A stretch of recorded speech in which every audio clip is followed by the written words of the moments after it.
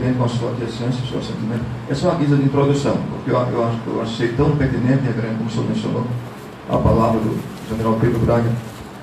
E o fato é que o islamismo está invadindo o mundo. O Dr. David Barrett, que é professor da Universidade de Oxford, ele tem uma obra clássica que é o World Christian Encyclopedia, Enciclopédia Cristã Mundial, e ele é um dos papas da missiologia. E a cada 2 anos ele atualiza. Ele está dizendo que o islamismo, de fato, é a religião que mais cresce no mundo contemporâneo. Estão beirando 1,5 bilhões de seguidores. Ultrapassaram o mundo do catolicismo e a religião que mais cresce no Ocidente hoje, especialmente na Europa, que está vivendo uma era quase pós-cristã. Né?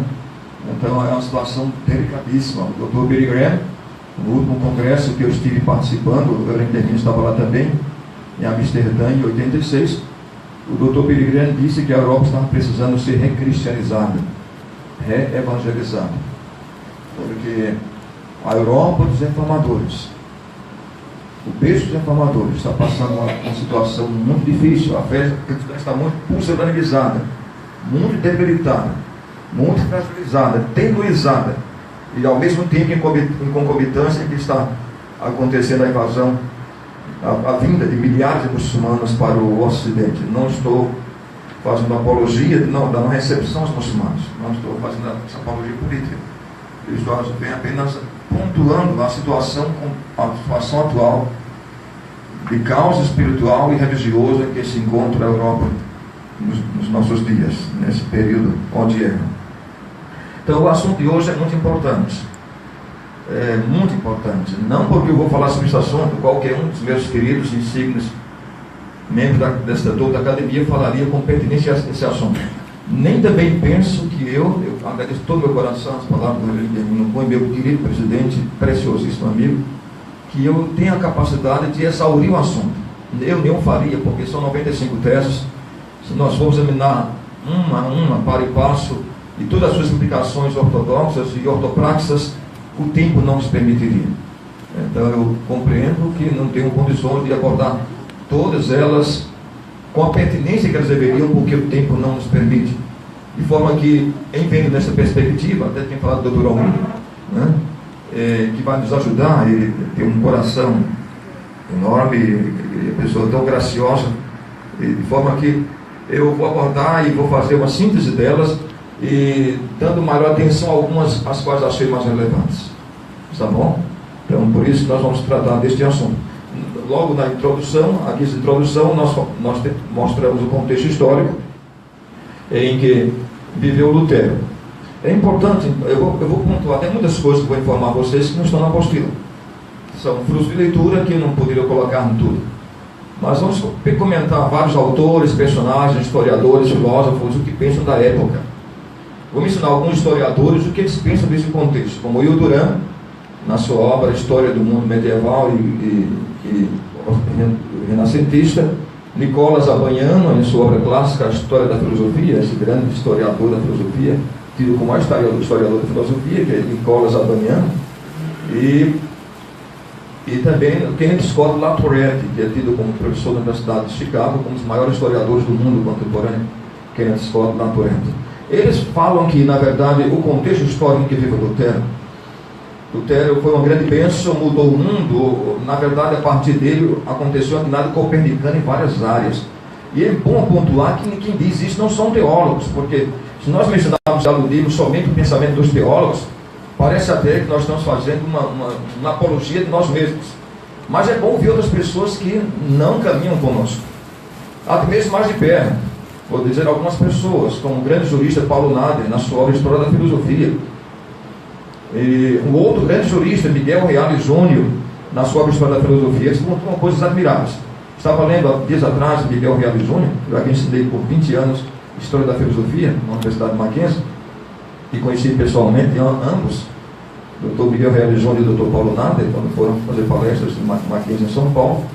E Dr. Miguel Reale Júnior fala pertinentemente de alguns aspectos, que alguns momentos da história foram bastante elucidativos e mudaram a história, como por exemplo, o primeiro século da era cristã. O cristianismo veio e nasceu num período muito especial da história humana. Havia um só poder que governava o mundo, que era o Império Romano. E o Império Romano criou duas leis importantes, que foi a relíquia lícita, com Júlio César, no ano 62 a.C., e a Pax Romana.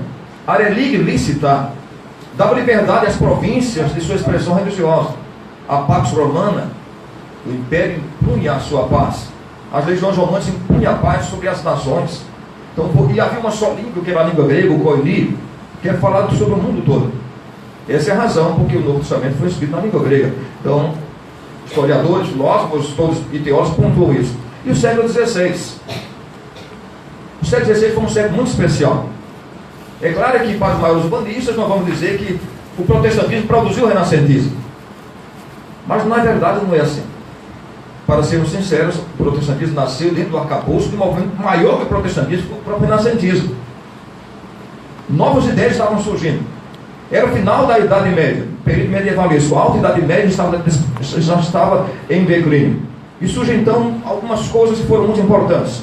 Por exemplo, a primeira grande mudança, o Will Durant vai dizer, esse grande historiador, a primeira mudança que acontece é a mudança social.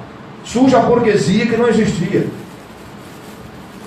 O surgimento da burguesia é muito importante porque havia só duas classes na Idade Medieval: o servilismo e o feudalismo. Surge a burguesia. Foi uma grande mudança. Houve também mudança geopolítica.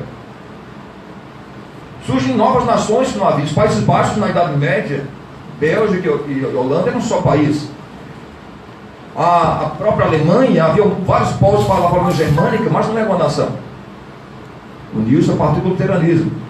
Mas houve várias mudanças na área geopolítica. Houve mudança na área da cultura. O mundo fez surgir homens como Rafael Zanzio, Donatello, o divino Michelangelo, Leonardo da Vinci. Esses homens marcaram de forma indelével a história da cultura. É nesse contexto que surge Lutero. Houve uma mudança profunda na área da ciência. Surgiram homens como Nicolau Copérnico, Giordano Bruno e Galileu Galilei. Houve uma mudança profunda também na área da literatura. O mundo jamais vai ver um outro escritor como Miguel de Cervantes na área da língua hispânica, com sua obra clássica Dom Quixote de La Mancha. Os Lusíadas de Camões, Otelo,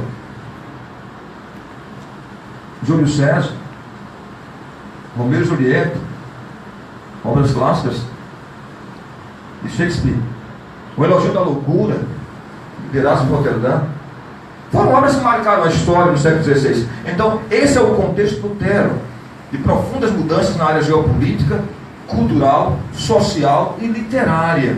É nesse contexto que surge a mudança religiosa.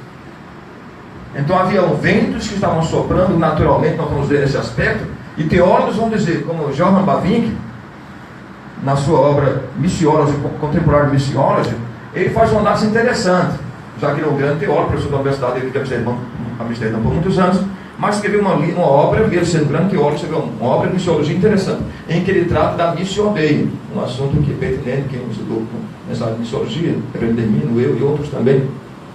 Ele diz que há momentos históricos que são emblemáticos, paradigmáticos, em que é a ação de Deus na história, é Deus agindo, visando a consecução dos seus atos eternos. Ele chama de Missio Dei. Ele faz uma leitura do mundo teológico e diz que há três missões: a Missio Ecclesiarum, a missão da igreja; a Missio Hominum, a missão dos homens; e a Missio Dei, a missão de Deus. É nesse contexto de Missio Dei que Deus chama Nabucodonosor de meu servo. E Deus vai chamar de Ciro, Isaías 44, 28, ele de Ciro, ele é meu pastor. É nesse contexto, portanto, que ele disse que Deus usou homens que não seriam usados pela igreja, pelo Missio Ecclesiarum, mas seriam usados por Deus na realização da história. E Deus usa Gutenberg, Johannes Gutenberg, para inventar a imprensa, porque sem a imprensa não haveria o renascentismo, nem haveria a reforma protestante. Então, por isso que é importante entender todo esse arcabouço histórico, literal, político, social, para entender o homem Lutero e o seu contexto. Mesmo porque Lutero era amigo de Erasmo de Roterdã. Lutero com certeza ele teve também influências humanistas.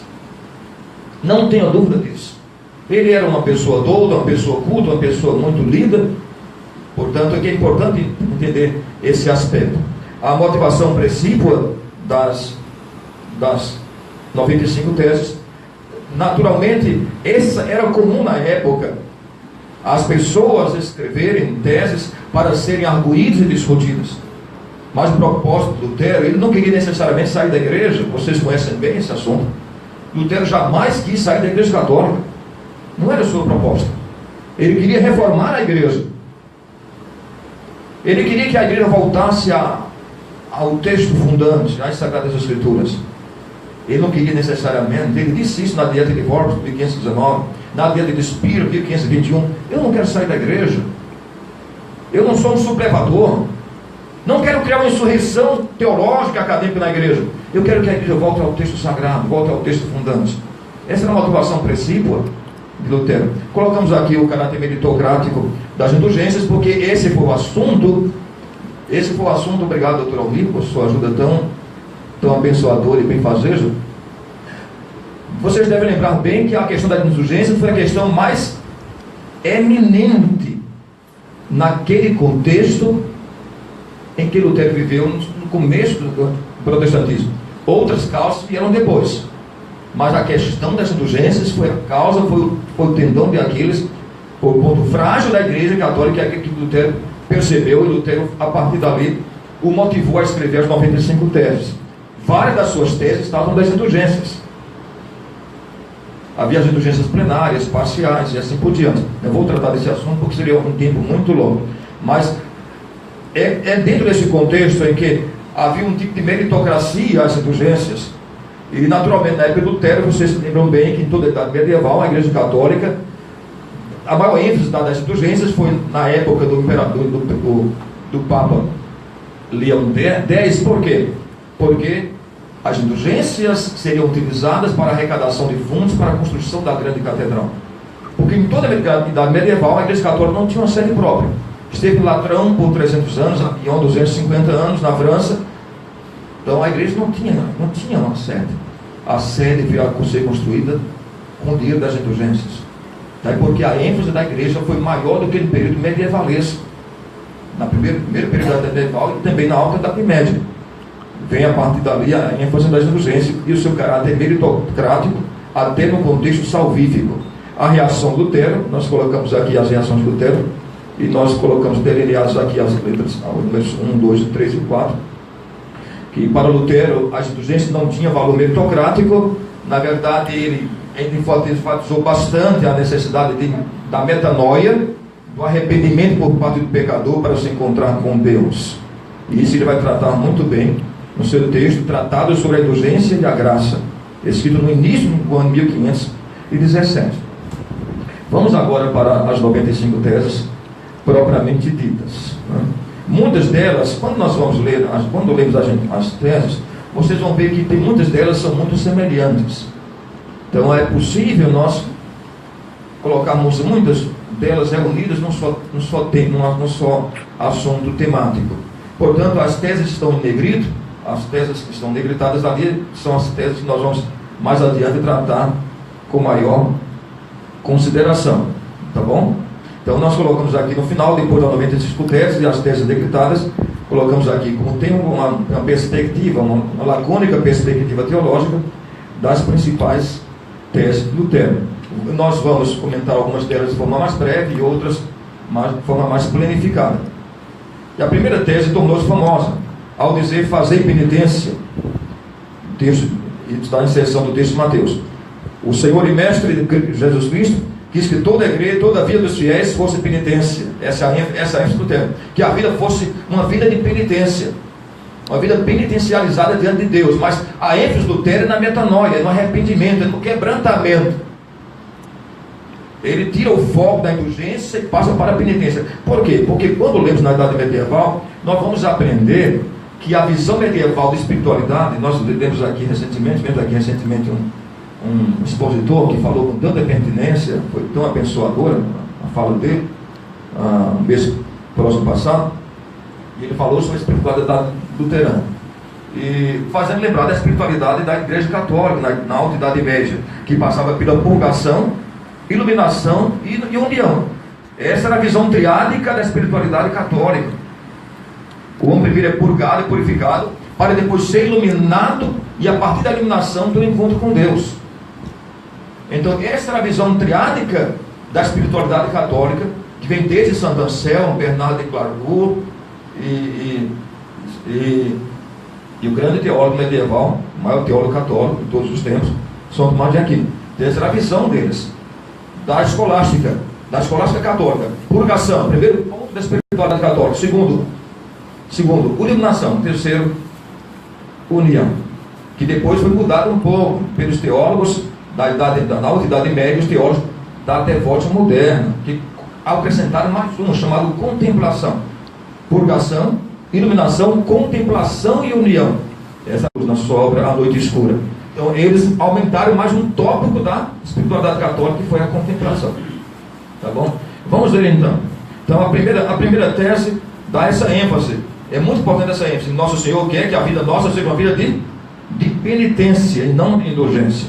As teses 5 e 7 afirmam que o Papa só possui o direito de deliberar as pessoas de punições que ele mesmo impôs por decisões próprias ou dos cânones, e não da culpa do pecado. O Papa só possui o direito de anunciar o perdão de Deus da culpa do pecado no nome dele, mas não no nome de Deus. Essa é a fala de Lutero. Às 14h29, Lutero desafiou as crenças comuns sobre o purgatório. As teses 14 a 16 discutem a ideia de que a punição do purgatório pode ser comparada ao medo e ao desespero sentidos pelas pessoas que morrem. Eu fiz um acréscimo, não está no original, está aqui, 6 páginas sobre o purgatório. Mas nós vamos comentar rapidamente sobre essa questão do purgatório. Porque essa não era doutrina mesmo, nem mesmo da Igreja Católica, no primeiro período da sua história. A Igreja Católica é oficializada como Igreja do Império por Teodósio I, no ano 380 depois de Cristo.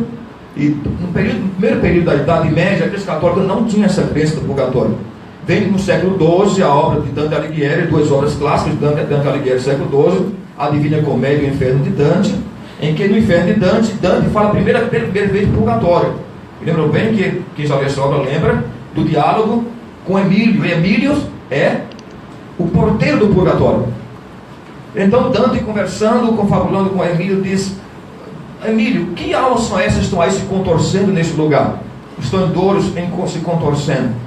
E Emílio diz para Dante que aquelas pessoas estão no purgatório. Ele diz: o que é o purgatório? O purgatório é o lugar daquelas almas que nem o céu nem o inferno quis recebê-las. Está no livro O Inferno de Dante. Aqui é o lugar, o purgatório, daquelas almas que nem o céu nem o inferno quis recebê-las. Então o purgatório foi tratado pela primeira vez no ano 1274, no Concílio de Lyon. Depois a doutrina do purgatório foi tratada novamente no Concílio de Florença, em 1438. E por fim, a doutrina do purgatório foi oficializada pela Igreja Católica no Concílio de Trento, que durou 17 anos. O concílio começa no ano 1546 e termina no ano 1563. E desde o concílio, a Igreja Católica estabeleceu três novas doutrinas. Vocês conhecem bem que só um concílio pode, de fato, a Igreja Católica, o Papa pode fazer a sua homilia. Eles creem na doutrina ex cátedra, mas o Papa pode fazer a sua homilia, mas só o concílio pode estabelecer uma doutrina. A Igreja Católica passa muito tempo para realizar o concílio. Os 3 últimos 500 anos houve 3 concílios. O Concílio de Trento, 1546 a 63, que criou 3 novas doutrinas. O acréscimo dos 6 novos livros ao texto canônico, primeiro e segundo Macabeus, Tobias, Judite, Eclesiástico e Sabedoria, e foram acrescentados ao Concílio de Trento. A doutrina dos pecados mortais e veniais no Concílio de Trento, e a doutrina do purgatório, que foi também oficializada no Concílio de Trento. Tinha sido tratada, mas não oficializada, e foi oficializada como novo dogma no Concílio de Trento. Então vocês podem entender essa questão, como é importante essa questão. Então, e na doutrina do purgatório, a Igreja Católica faz distinção ainda entre 2 aspectos do purgatório. O purgatório tem 2 compartimentos chamados de limbus patrum e limbus infantum. Recentemente, o Papa que aposentou-se, há uns 6 anos passados, vocês lembram bem que ele decidiu, juntamente com o conclave de cardeais, liberar as almas do limbus infantum, porque tinha muitas crianças no purgatório, não cabia mais. Então ele liberou as almas dos livros infantos, não sei para onde foram, mas o fato é que estavam superlotados livros infantos, que era então, o limbo das crianças, limbus patrum, o limbo dos adultos. Então essa é a teologia católica e que perdura ainda hoje, porque quando nós pensamos nisso, o que eu quero dizer é que muitas doutrinas ou muitas teses de Lutero são altamente pertinentes para a contemporaneidade, porque a Igreja Católica de fato não mudou.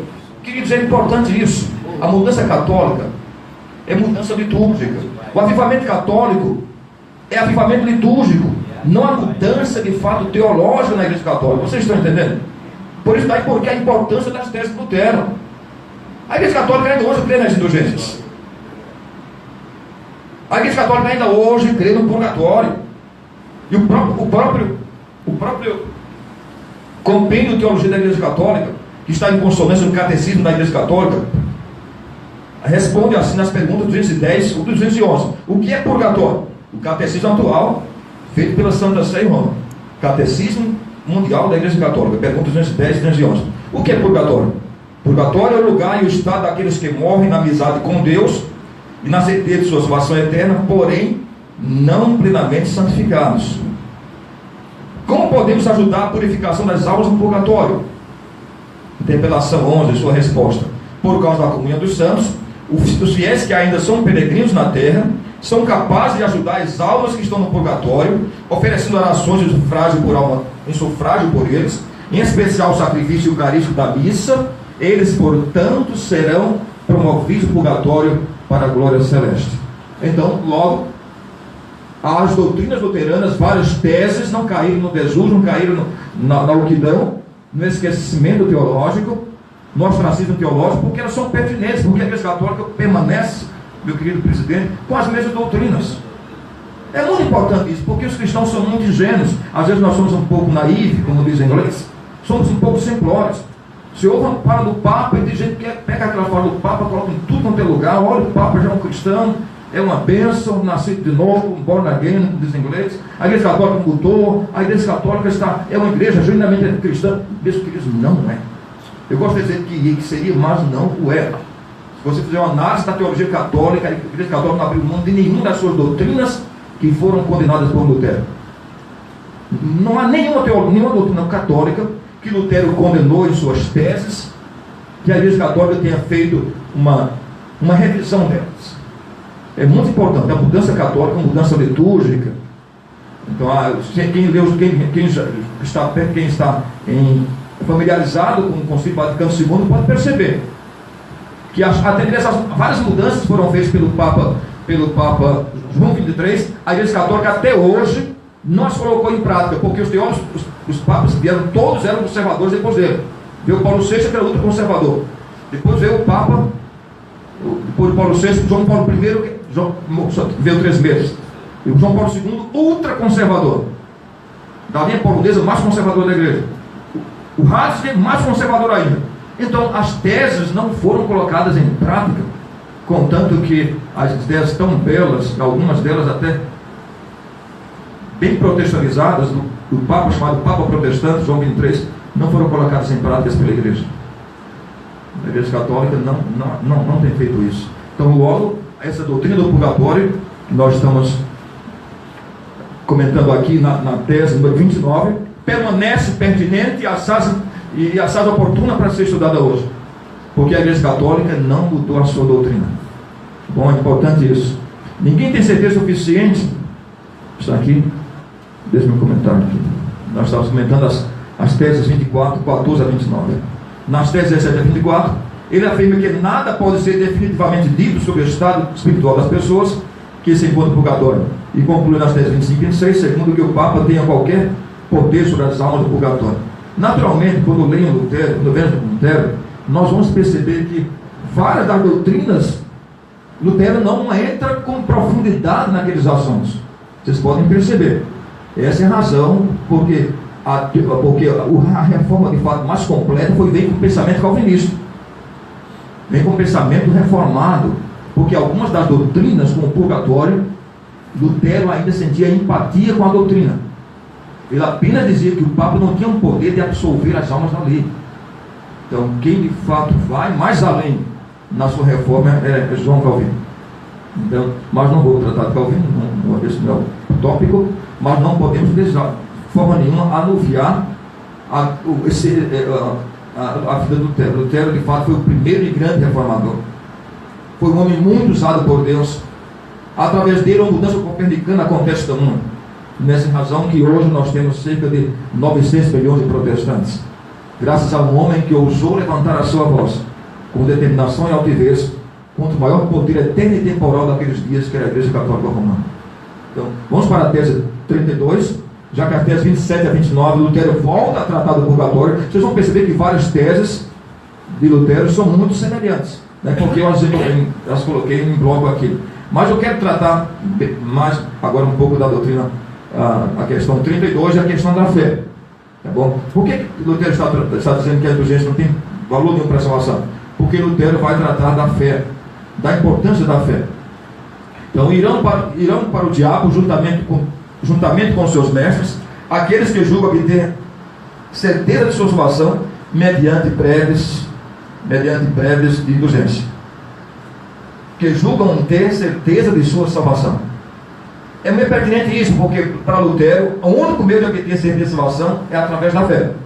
Sabe que eu conheço bem teologia sistemática, mas eu preferi colocar o comentário de um historiador. Sabe por quê? Porque quando leio um sistemático, todos vão dizer a mesma coisa. Às vezes gosto de ouvir o que é que uma pessoa que não seja da fé, que não pactua com o mesmo ideal que eu, pensa sobre esse assunto. Eu fui ver um historiador que é Gonzalez. Então, Júlio Gonzalez tem um volume de 12 volumes, um tomo de 12 volumes sobre a história do cristianismo. Olha o que ele diz, eu achei tão pertinente. Está na obra de Gonzalez, no seu segundo volume, sobre os reformadores, páginas 54, 59. Justificação pela fé é o nome comumente dado ao entendimento de Lutero da justificação. Ele é apropriado, pois Lutero de fato afirma que a justificação vem somente pela fé. O que realmente acontece é que Deus nos imputa a justiça de Cristo, que age como um guarda-chuva sobre o calor da ira de Deus. Olha que coisa, quem está dizendo isso é o historiador, a leitura que ele faz de Lutero. Mas como se não temos nenhum outro meio de compreender a Cristo e sua justiça senão a fé, é a fé que nos coloca sob a proteção desse guarda-chuva. Portanto, apenas a fé justifica sem nossas obras. Tudo que se pode fazer pela graça de Deus é crer, e assim apropriar-se da justiça de Cristo. Por outro lado, a frase justificação pela fé pode ser facilmente mal interpretada, como se Lutero estivesse simplesmente dizendo que a única obra necessária para a salvação é a fé. Mas para Lutero, fé não é uma obra, não é um esforço da parte do intelecto para crer, nem um esforço da parte da vontade para confiar. Ao contrário, é a obra do Espírito Santo em nós. Se alguém deseja falar de fé como uma obra, pode fazê-lo, mas a fé é uma obra de Deus e não uma obra humana.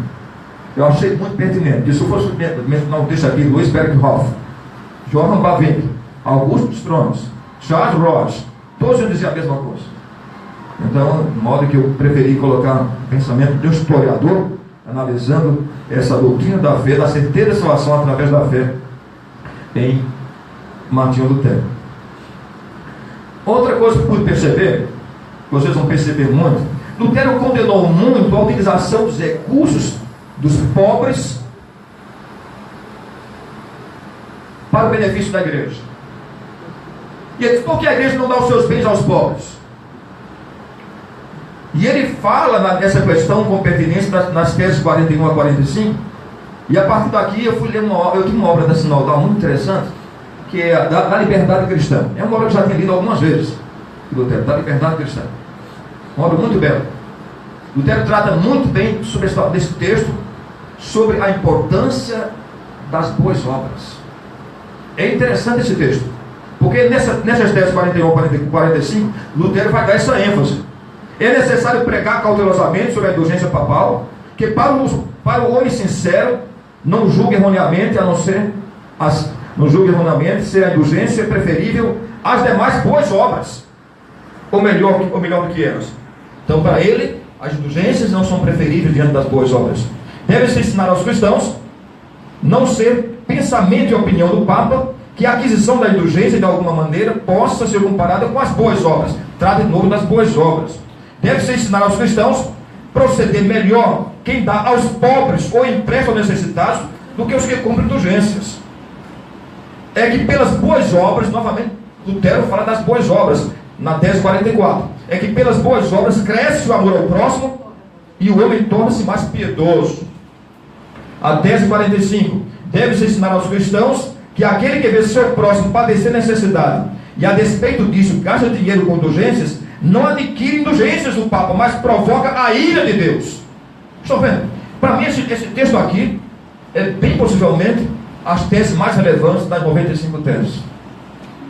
Por que está dizendo isso? É o homem que foi o campeão da ortodoxia e a importância que ele deu à fé.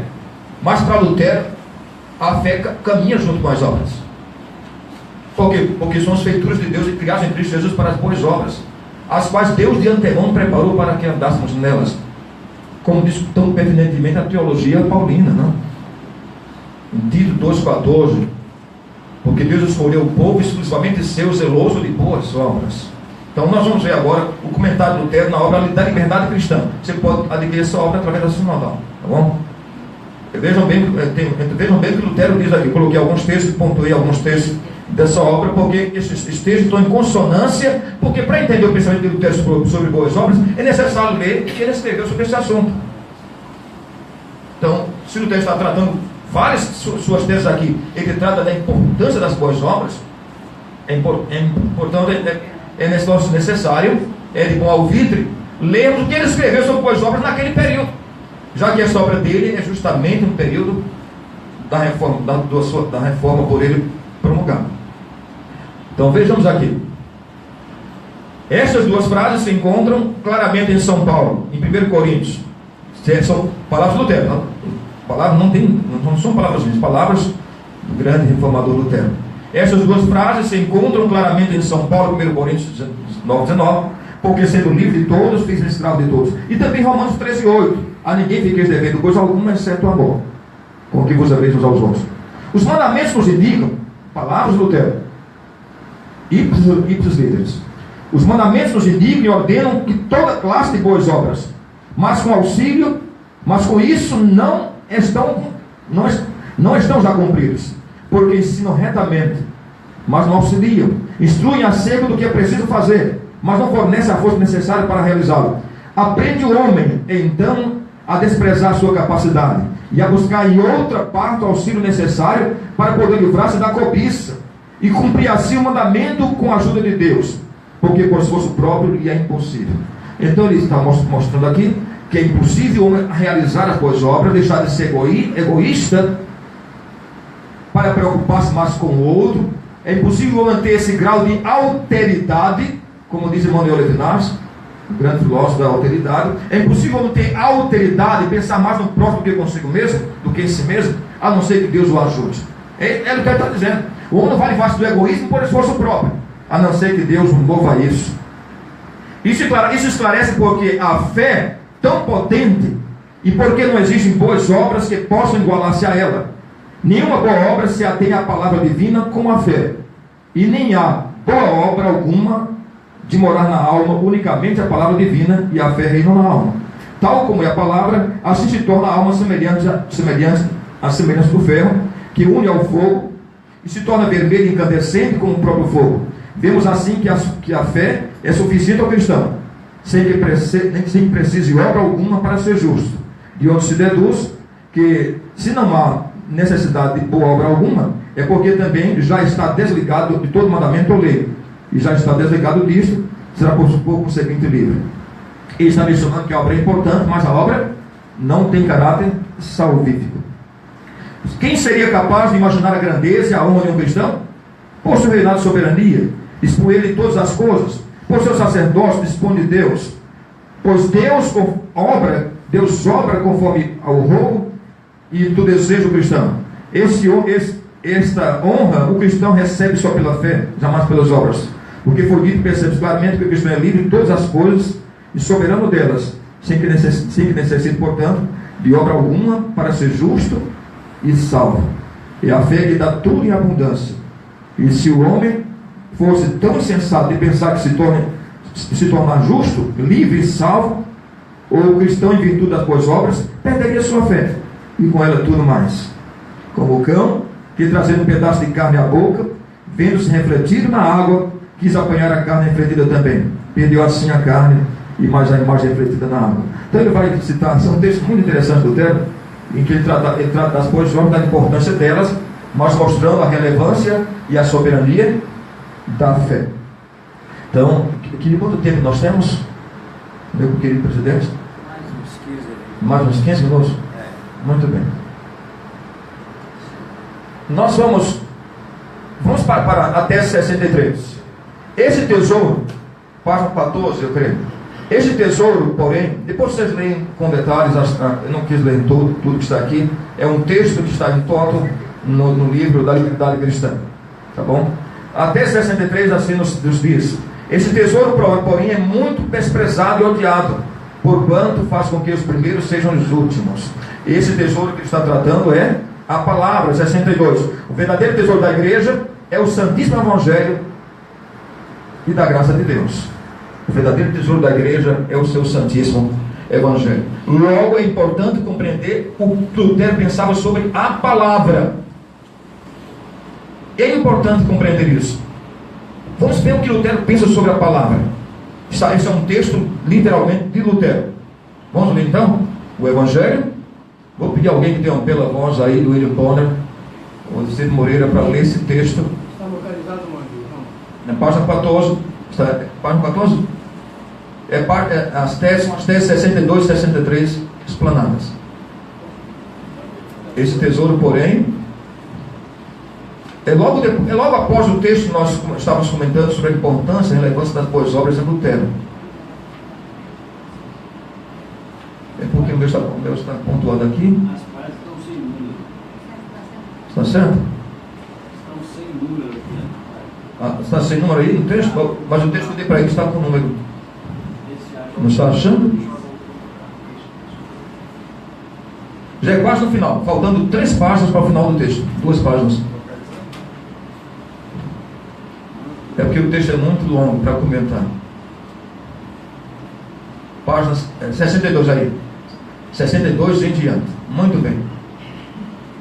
Meu distintíssimo confrade Martinho Lutero, lê para nós.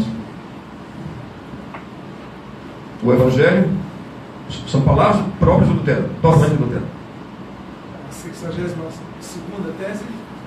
O comentário, o Evangelho segundo O Evangelho segundo o apóstolo em Romanos, capítulo 1, é uma prédica a respeito do Filho encarnado de Deus, nos dado sem méritos nossos, para a salvação e paz. Ele é a palavra da salvação, palavra de graça, palavra de consolo, palavra de alegria, a voz do noivo e da noiva, palavra boa, palavra de paz, como diz Isaías 40, quão formosos são os pés dos que anunciam boas novas, que anunciam a paz, que pregam coisas boas. A lei, contudo, é a palavra de perdição, palavra de ira, palavra de tristeza, palavra de dor, voz do juiz e do réu, palavra de inquietação, palavra de maldição. Pois, segundo o apóstolo, a lei é a força do pecado, a lei que opera a ira é lei da morte. Com efeito, a partir da lei nada temos senão uma má consciência, um coração inquieto, um peito pávido em face de nossos pecados, que a lei mostra, mas não remove, e que também nós não podemos remover. Assim, pois, a luz do Evangelho vem aos cativos, tristes e totalmente desesperados, e diz: não temais, Isaías 35:4. Consolai-vos, povo meu, Isaías 40, versículo 1. Consolai os pusilânimes, 1 Tessalonicenses 5:14. Eis o vosso Deus, Isaías 40, versículo 9. Eis o Cordeiro de Deus que tira o pecado do mundo, João capítulo 1, versículo 29. Eis aquele que é o único que cumpre a lei por vós, a quem Deus vos fez justiça, santificação, sabedoria, redenção a todos quantos creram nele. Quando ouve esta dulcíssima mensagem, a consciência pecadora revive e exulta em saltos de alegria e fica cheia de confiança. E e já não teme a morte, nem as espécies de penas associadas às penas que não ouviram, associadas à morte, perdão, nem o inferno. Por isto, as pessoas que ainda temem as penas que ainda não ouviram Cristo, nem a voz do Evangelho, e sim, antes, a voz de Moisés. Assim, pois, deste Evangelho nasce a verdadeira glória de Deus, ao sermos ensinados que a lei está cumprida não por meio de nossas obras, mas da graça do Deus que se comisera em Cristo, e que ela é cumprida não obrando, mas crendo, não oferecendo qualquer coisa a Deus, mas tudo recebendo, e não participando de Cristo, de cuja plenitude todos nós participamos e recebemos. Esse é um texto belíssimo, emblemático. Lutero está em sua obra, Martinho Lutero, pelo Evangelho de Cristo, obras selecionadas em momentos decisivos da Reforma, lançada pela Editora Concórdia, Porto Alegre, 1984. Esse é um texto de Lutero belíssimo sobre a importância da palavra, a compreensão dele de Evangelho. Por que digo isso? Porque muitas vezes nós vemos lá Lutero, mas nós não percebemos o seu pensamento. Poucas pessoas leem Lutero, ou poucos, até teólogos, poucos pastores leem as obras de Lutero. São muito importantes, porque ele é o primeiro homem a prefigurar um novo mundo. É um princípio novo a partir dele. Verdade é que muitos pensaram depois dele. Talvez alguns aspectos teológicos até pensaram até de forma mais refinada que Lutero. Nós pensemos inicialmente, acima de tudo, que ele foi o primeiro a começar esse mundo novo. A partir dele, eu lembro muito bem das palavras ditas por Isaac Newton. Ele foi homenageado pela Universidade de Cambridge, no século XVII, como o maior físico do mundo.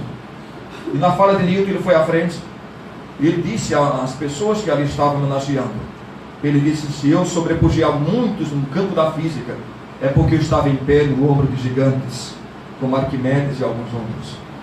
Então ele teve a humildade e a simplicidade de entender que o seu gigantismo no campo da física devia-se a outros que o precederam. Então é impossível pensar que um Charles Roche, Alexander Paul Roche, Benjamin Warfield e Augusto Strong fossem tão grandes se não tivesse o magnífico Lutero que o precedeu. Eles precederam. Então é importante nós compreendermos isto. A tese 90, muito obrigado, Martinho Lutero, sembrando, por isso eu perguntei porque para ler o texto do seu homônimo, tá bom? Um texto belíssimo, apoteótico de Lutero sobre a relevância da